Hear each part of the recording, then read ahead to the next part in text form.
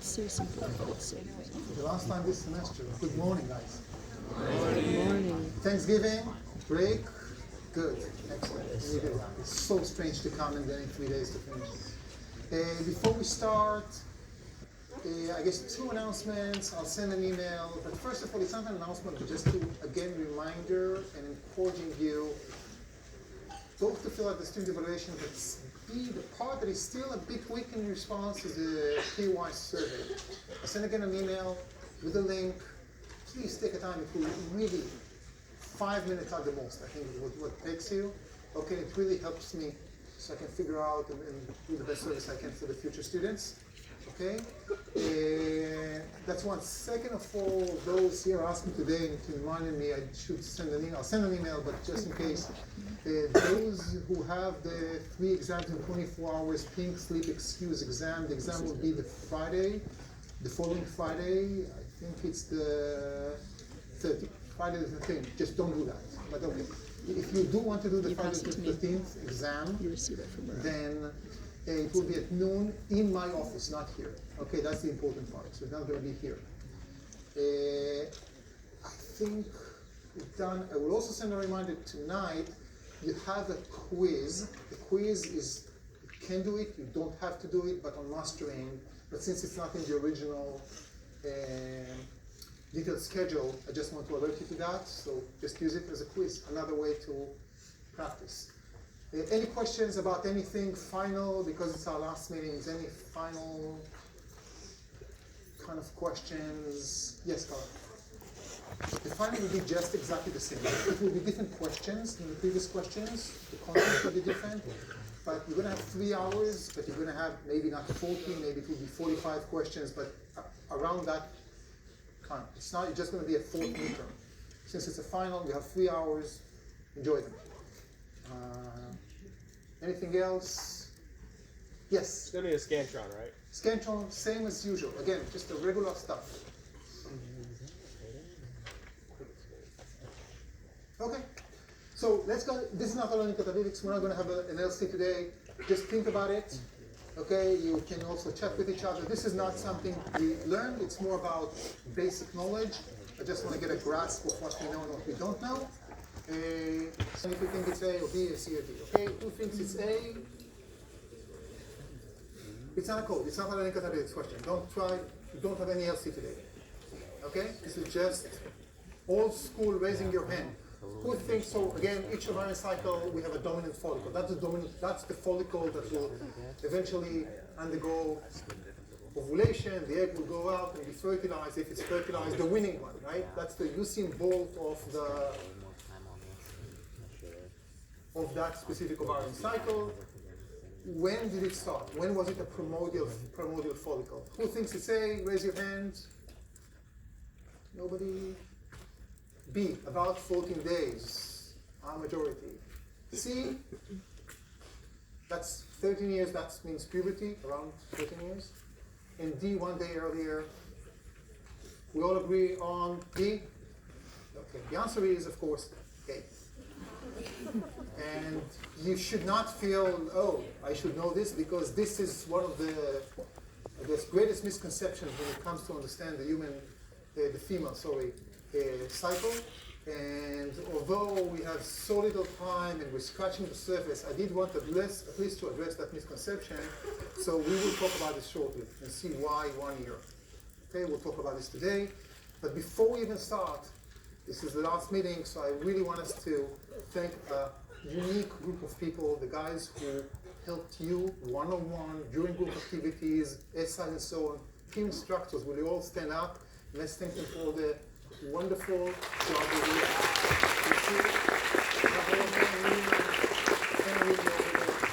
Thank you so much. I look very happy. That was the beginning of the semester. I don't want to embarrass all of them, including Jared, who will not tell you, so I will not tell you that he was just accepted yesterday to 3 dental schools. So,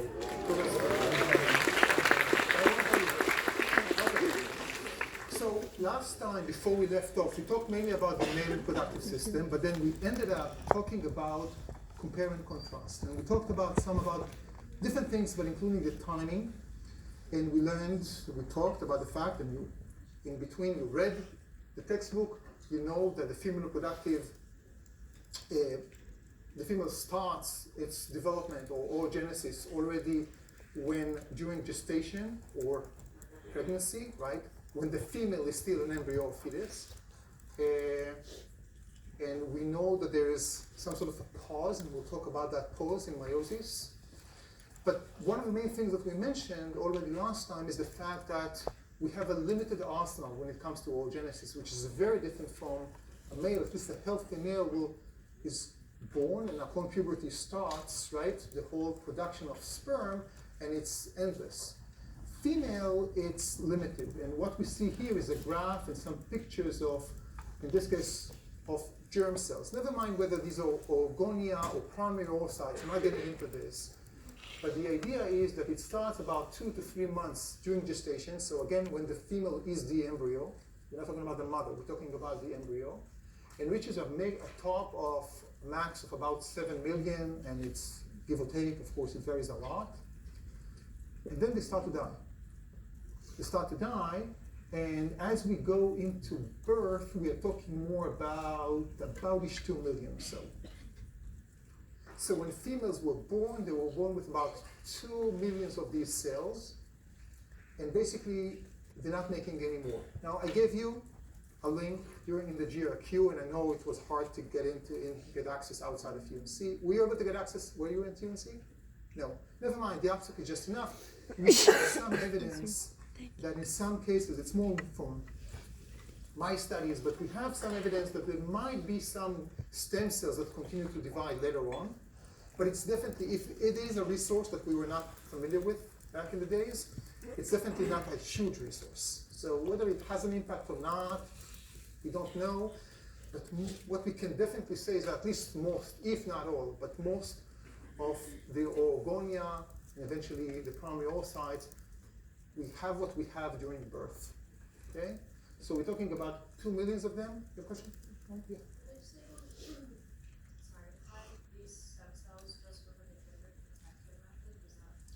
I don't remember if it was a different detection. I think it was, but it might have been just something that they were very thorough and found eventually some suggesting that these are stem cells with different markers that weren't there back in the days. But again, we don't even know if these are functional cells that actually give rise to more. What we definitely know, and that's, you don't need to be a biologist to know that, is that at some point the female is not fertile, right? Is not fertile, basically. So what we see is we're starting with about 2 million or so. When we reach puberty, the majority of these 2 millions already also died. So as we continue to progress, they undergo death, cell death, and the female is left when we start with the whole periods or the cycles. We're talking about, it varies, but about 300,000, 400,000 at the most. That's what we start with, okay? And we're going to end up with 0 during which period?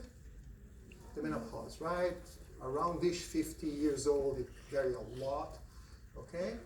So we have 400,000, and it's not that every month 1,000 are doing the race in that period and that cycle. It's just that many will die as we progress in life. Okay? Any questions about this part? When we talk about the female reproductive system, it's extremely complex. This is the last lecture, right? So I don't have another lecture to talk about. So again, this is the case that if this is a bit too much in this lecture, don't worry about it, but just process it, okay? We try to cover some, we're not trying to cover everything, all the details, it's just not possible. But I do want to highlight the important things that I want and need you to know at the end of this semester, okay? So we'll start with the big picture. Starting from puberty, and that's what we're going to focus on. Starting from puberty, we're going to talk about cycles. There are 2 cycles that work together. They're not completely independent. One is the ovarian cycle, which basically everything that happens in the ovary during that month. the monthly series of events associated with the maturation of an egg and a follicle. And whenever we talk about an egg, we need to talk about a follicle. Whenever we talk about a follicle, we need to think about the egg because they go together. This is different from spermatogenesis, right? We don't have a follicle in males. In another part of the female reproductive system, we have the uterus, and this is where the uterine cycle, the monthly series of events associated with the uterine wall, specifically in the layer that is called the endometrium that we're going to talk about later today. And please see the last part of this sentence, in response to ovarian hormones in the blood. And we will cover this. So today we'll talk about the events, just like we did with the male. We'll talk about the events and then we'll go back and talk about the hormones and how they regulate those events. So these are two different places in the female's reproductive system, but they're not really independent because the uterus is dependent on the ovary. You just start me with questions. Now, if you go to basically almost any textbook in human anatomy and physiology, basic human anatomy and physiology, or just go to the web and look for the ovarian cycle, you'll see something like this, a diagram of an ovary, a follicle starting from a primordial follicle that develops. There are different stages, and we'll see what you need to know and what you don't need to know. Eventually ending up in ovulation, the exit of the egg outside of the ovary. And then the last part, the luteal phase, when they're forming the corpus luteum, which we read about and we will discuss today, later on. But this is a misconception. Because when we think about the cycle, we think about the 28 days, and we say approximately 28 days, we know that, but actually it doesn't start here. So the follicular phase, ending in ovulation, and luteal phase come after what we call early folliculogenesis. It's a long word. Folliculogenesis, genesis, creation or formation of the follicle. And that's the how long question mark. That was the multiple choice I gave you in the beginning. Early folliculogenesis takes place for close to a year. It's not a set number of days. It also changes as we age. It becomes longer.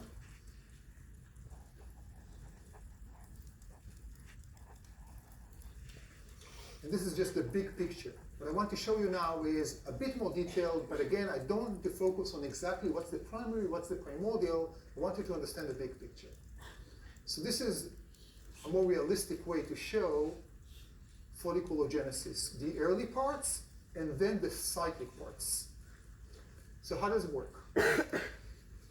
It starts with a primordial follicle. When we have a few dozens, it can be 20, it can be 30, probably there's some cases when they're 40, it doesn't matter. A few dozens follicles that are starting this race. And a race is a good word to describe everything that we're going to describe today. Because it's going to be a very highly competitive race. And those few dozens start to develop into primary and secondary and so on and so forth, until we reach something that we call the antral, and just before that, the early antral or pre-antral follicle. Antral is from antrum, is for that, where is it? For that space filled with fluid at some point. All of this part is what we call the initial recruitment. Why initial recruitment? Because we recruit just a set, not the whole 400,000, but just 30. Okay? Any questions so far? Start with questions just to make sure we understand this. This is new. I know this is not even in your textbook, right? And most textbooks actually don't cover this. For the next Thanksgiving next year, you have a trivia question that you can check with all your relatives. Ask them about when that starts. You can see that we start with a few dozens, but once we reach the early antral, we have 4. It doesn't have to be 4. It can be 3, it can be 6. But it's not all the 3 dozens. What we see is that during that race, those that don't make it to the end of the race die. It's a highly competitive and vicious race in this case. We call this dying atresia. I ask you about that in GRQ. Okay? Sort of cell death. At some point, we start with the cyclic recruitment. This is what you're familiar with as the period. Not the period, the menses, not the bloody part of the cycle, but period, I'm talking about the whole cycle, about the monthly cycle. So all of this is about a year. It's actually, even in this case, once we started, don't get confused about what's the difference between this and that part. Just think about the whole thing as about a year. Part of it is not cyclic at all, and then even when the cycle starts, it doesn't end. It takes about a month and a half or 2 months until you reach the last part, the follicular phase. But if it makes it easier for you to think about it, think about all this process as the pre-follicular phase or the folliculogenesis. And only then from the antral, now we don't have the 35 runners, now we are ending up with the finalists. Think about it again as a competition, the Olympics. We started a race together, and as we get closer, let's say it's a 200-meter race, right? We started with 35, and then about the 100 meters so, now many of them just failed and dropped the race, and now we are left with just 3 or 5. In a regular cycle, only one, that's Usain Bolt, right? One will be the champion. It's almost always one. Unless we have twins, case of twins, but we'll talk about the regular case. So this will reach eventually ovulation. Yes, Margie? How are the ones that go on to become primary follicles chosen? Is it based on hormones? So it's based, great question. Margie was asking about hormones. We'll come back to hormonal regulation. It has nothing to do with FSH and LH that we will talk. It is based on some autocrine and paracrine signals. We know of some of them, probably not all of them, but it's not about the famous FSH and LH. FSH and LH will kick in only here, and we'll talk about this later on. Excellent question. Yes? The follicular phase starts, think about it, 14 days before ovulation, around 14 days before ovulation.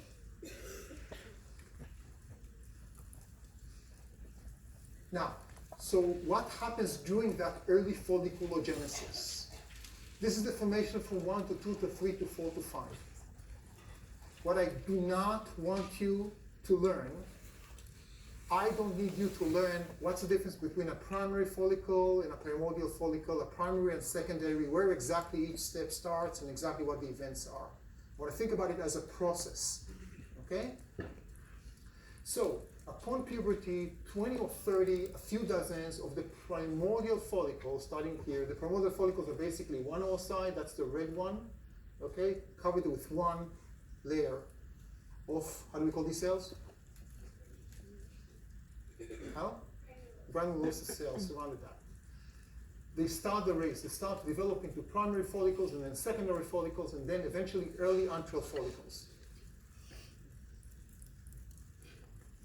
What do I want you to know? I want you to think about 3 major events that take place. The first one is just the formation, they are starting already in the beginning of the granulosa cells. At some point, never mind how we call it, secondary or not secondary, we start to see reorganization of the cells that were in the extracellular matrix, and they reorganize into thicker cells. Actually, 2 sets of thicker cells, but we just call them thicker cells. And the third event is the formation of the zona pellucida at some point. Again, don't care about where exactly that happens. The follicle cells are there for 2 major reasons. One is to nurse the oocyte. Remember that the oocyte, right, is going to be bigger than a spermatocyte because we talked about polar cells, polar bodies, and so on, but it still needs to grow and grow and grow. Not just inside, it needs to get a lot of nutrients, right? So they serve as nurse cells. Give me an example of nurse cells in the case of the male reproductive system. We mentioned them. Anyone remembers? What are the cells that feed the developing sperm? The Sertoli cells. Wonderful. These are somatic cells. The follicular cells are somatic cells. They don't undergo meiosis. They're regular cells. So they nurse the oocytes. How do you think they will nurse the oocyte, guys? Can I count to 3? Based on what we learned about different systems, 1, 2, 3? No. Try again, not diffusion. Think. How one cell nurses the other cell. 1, 2, 3. Gap junctions, wonderful. They're going to have gap, even more than gap junctions. They actually have cytoplasmic bridges, but we'll just think about it as gap junctions. They're going to provide them with nutrients.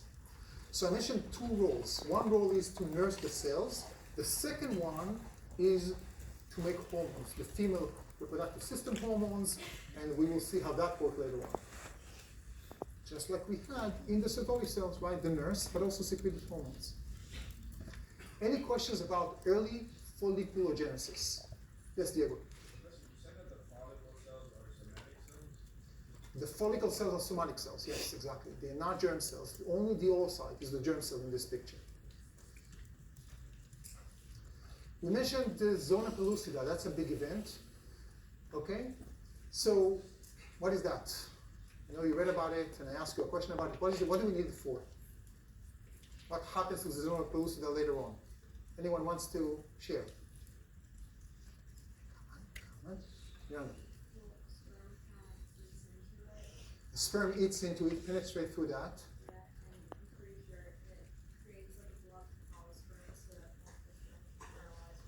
Almost, but it will help later on. So the zona pellucida is a coat of proteins. It's not an egg protein. It actually looks like this. All of this is the ZP is for zona pellucida. So this is the egg, and now during fertilization you see many sperm. Okay? But if you look closer, this is electron microscopy, this is part of the zona pellucida. So it's a big jungle out there, right? It's not just one single nice protein. It protects the egg, but one of the main functions for the zona pellucida, it contains sperm binding receptors. So the sperm that are able to get into the zona pellucida first bind to those sperm binding receptors. That binding activates something that we call the acrosomal reaction. Now, we didn't learn about acrosomal reaction, but we learned about something to do with it. So who can tell me what's going to happen in acrosomal reaction? What do we have in the acrosome? Sebastian. The acrosome is basically a vesicle with a lot of proteases. So upon of the sperm binding to the receptor, it will release all those enzymes, and as Miranda suggested, the enzymes will, you can think about it, will help the sperm eat through the zona pellucida, penetrate through the zona pellucida. Interestingly enough, one sperm binding to a sperm binding receptor is not sufficient. You need to have multiple sperm. So to enter the zona pellucida, it's not just one. You have to have a few, or more than a few. But the zona pellucida is not yet the egg. Once they start now to secrete the acrosome, right, the acrosomal enzymes, they start to penetrate, and there's a big race now between the sperm who will make it first. Once the first sperm was able to fuse, to bind and to penetrate into the egg membrane, from now on, that starts with calcium, and I'm not going to go into the processes there. I hope that some of you will learn about it in 205. I actually don't know if they teach it now in 205. They do? Okay, perfect. So what it starts to react is a cascade of signaling events that basically now blocks and removes all those sperm binding receptors. No more sperm can get into the egg. So entering the zona pellucida is not something that just one sperm will do, but the first one that binds and fuses with the egg, that starts a cascade of events that blocks everything out. And no one else can penetrate. And that's how one sperm only, and of course if you didn't have one sperm only, that would be devastating because you'll have two sets of chromosomes and eventually too many genes, too problematic. Okay? I'll answer questions in just a second. There was something else I wanted to say. Oh, one of the reasons why we have zona pellucida is the fact that evolutionary-wise, we can have some species that actually mate, that have sex together, but they are different species, but we don't want to yield because whatever the progeny will be, they will be malfunctioning or not fertile. The zona pellucida, including the sperm binding receptors, is very specific to that specific species sperm. So that gives you selectivity and a choice to make sure that only the right sperm from the right species will be able to fertilize that egg. Diego and Miranda, you have questions? Yeah. So you mentioned that we need more than one sperm combined in some of those egg order. Yeah. To break it down. Exactly. So one sperm here, it's not going to be one sperm. You can actually see it, even in this figure, right? You can have, here is one, a few others that made it to the zona pellucida. That's not the end of that race for the sperm. Miranda? Staying a little bit on topic, is there like a specific breeding limit point for sperm, or Is there a better? Like, is there like a specific point that's already predetermined? No, there's not a specific point. Basically, the sperm that will be the first one will be the one that wins. The sperm that you can imagine maybe with more acrosomal enzymes, right? Remember we talked about it last time about fitness and how that relates. The fastest, more acrosomes, more energy maybe that made it to first. That's the zona pellucida. Okay? Yes, last question. Are apes the only ones that have zona pellucida? No. Mammals, many mammals have zona pellucida. I don't want to say the all mammals because I might embarrassing myself, but definitely not just humans. Okay, so basically what we see here, this is what we talked about. We have a primordial follicle already established before birth. This is the birth, okay? And then we have a pause between the birth to puberty, and then we're starting developing the follicles. I'm not going to talk too much about when did this really start. Is it starting earlier or exactly as you see in the diagram, because there's some still debate in the literature. What we care about right now is just to think about all of this as early folliculogenesis, and starting from around the mature follicle or just before the mature follicle, this is when we will start with the follicular phase. What about the oocyte? The oocyte, just like we had a spermatocyte, right? The oocyte is a primary oocyte. It already had undergone the first meiotic division. But the difference between spermatocyte is what happens here with regards to the meiosis and development of the oocyte. Help me? Does it just continue through meiosis? It stops. It's frozen, right? It's frozen in the prophase of meiosis 1. It stays like this until puberty. And just before ovulation, in that specific cycle that started that race for that specific month, it's going to develop from primary to secondary. In the secondary, we still have two cells. We're not done with meiosis yet. When are we going to done with the meiosis eventually? With the second meiosis and the whole meiosis? Only upon fertilization. So when we think about a haploid egg and a haploid sperm fusing together, it actually never happens. Because the oocyte will be complete haploid with only one copy of all the chromatids just during fertilization, and this is based on fertilization-based cues. Questions?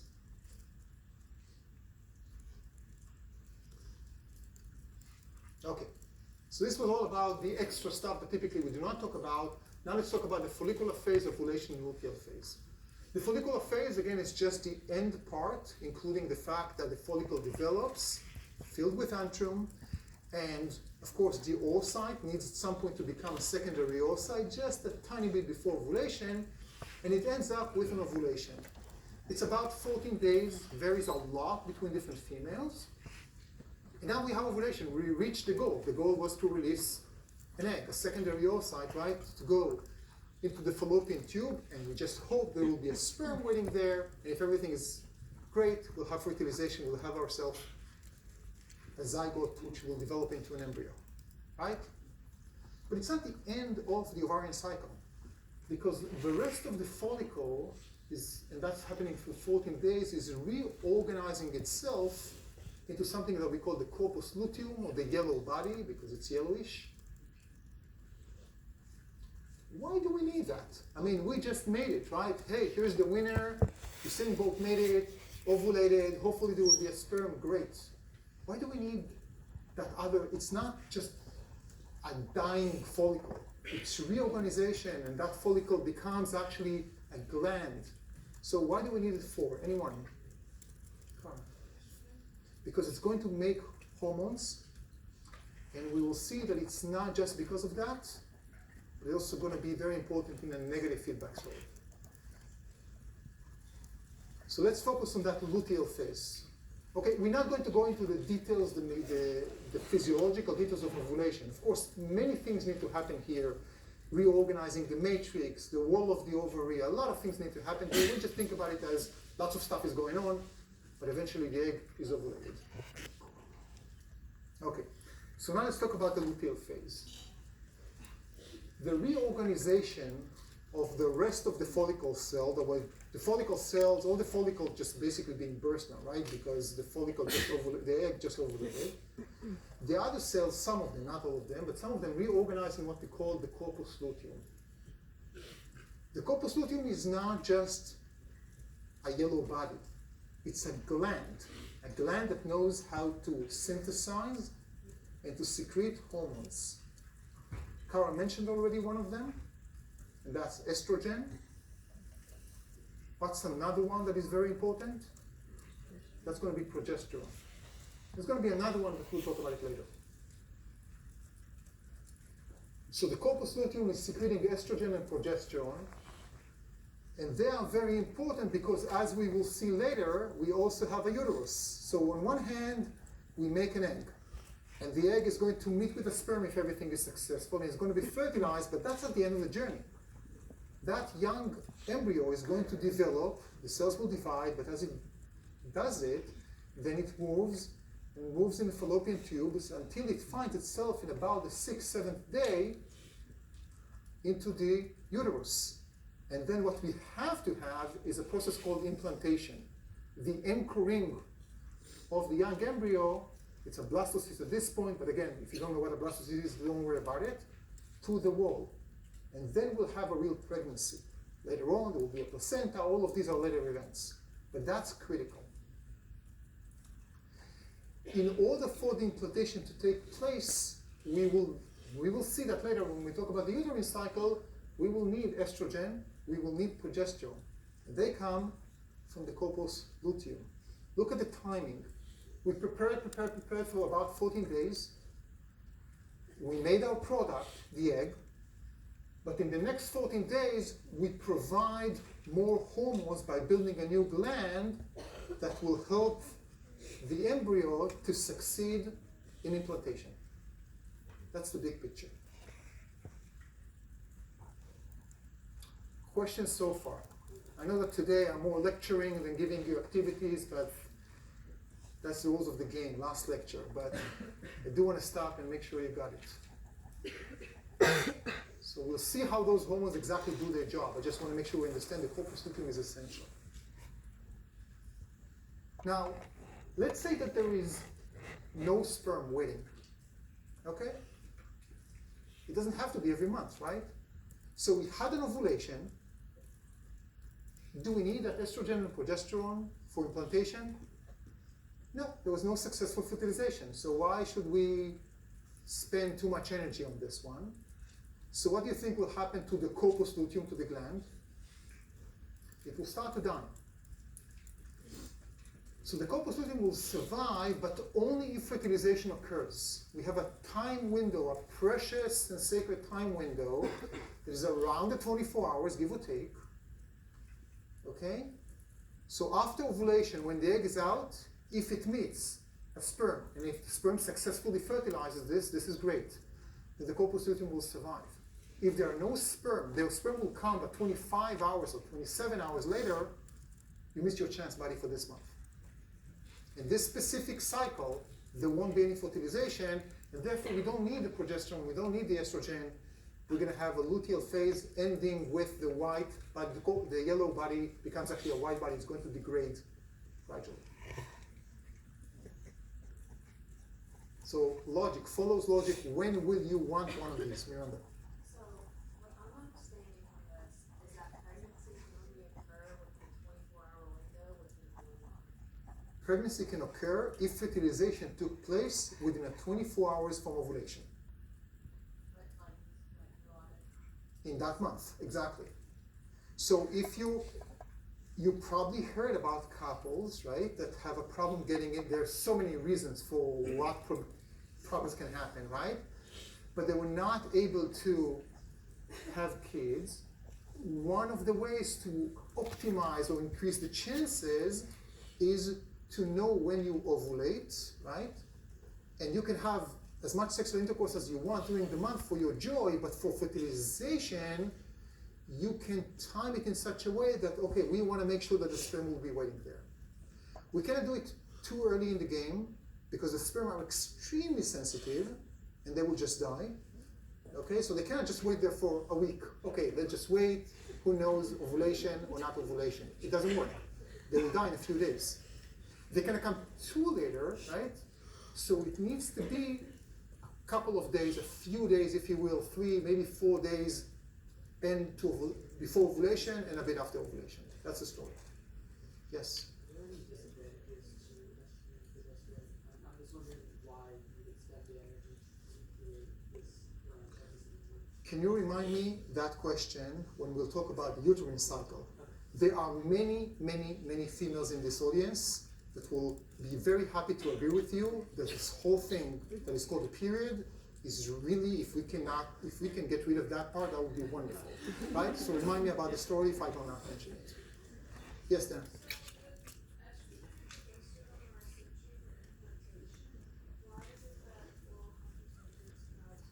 Okay, probably the answer would be the same for some of you guys.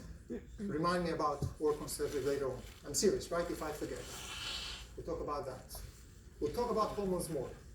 Now we're just presenting the players in the game. We'll talk about hormones right now.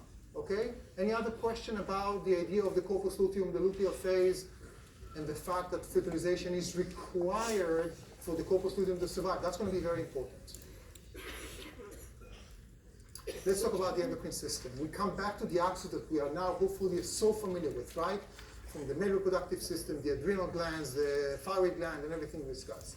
It all starts in the hypothalamus, okay? Starting from puberty on a monthly cycle, GnRH, just like we had in the males, is released, going to the anterior pituitary gland. I'm not even going to ask you because I know you know about the portal system. And that will stimulate synthesis and secretion of LH and FSH. Both of them are very important, but they will do different things at different times. FSH, follicle stimulating hormone, will be helping with what? With development of the follicle. Okay. I want to remind you stuff that we already mentioned. Early stages of follicle development. What I'm talking about is the early folliculogenesis, that year before the cyclic part, are not affected by these hormones.